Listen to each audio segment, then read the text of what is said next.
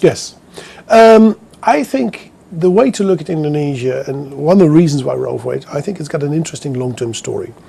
I'll give you an example. One of the biggest banks in Indonesia has got 1.5 million customers, of which only 5% has written a mortgage.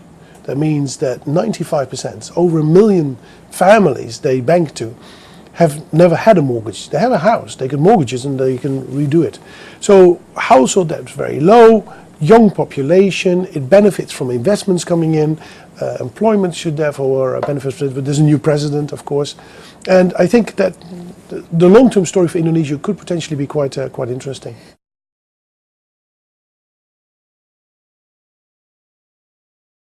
I agree that valuations look a little bit stretched. It is not as expensive, for example, as India. It's not as expensive as the Philippines, but it's even on its own history, it's trading at quite peakish levels. So you have to be quite selective on where you're going to go to. There are companies trading well over 30 times earnings. I wouldn't necessarily go for that, but I think you're going to be in all sectors quite selective. There are selected banks which still, I think, offer some value. There are here and there maybe a consumer company. Sometimes you have to go a bit deeper in the market as well.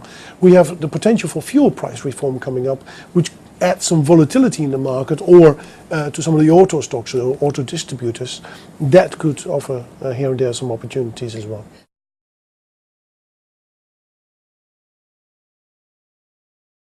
Well, effectively he's got 5 years, so but he's got a lot of credit now, and some really big decisions need to be taken.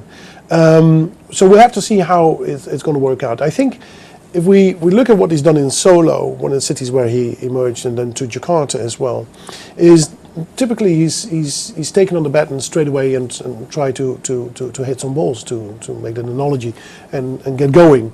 The big question really is if he wants to spend on infrastructure, which he's done, for example, in Jakarta, he needs that money. Healthcare is another one, education is other things. He needs money. That money needs to come out of the budget, but 20% of the budget goes to fuel subsidies, so he needs to cut those fuel subsidies. So I think this is very much on the top list of the Indonesian government. And in a recent conversation the new Minister of Finance had, he stressed that once again. So I think this will be on the cards, that they are going to change fuel price reform and therefore free up the money to make these investments.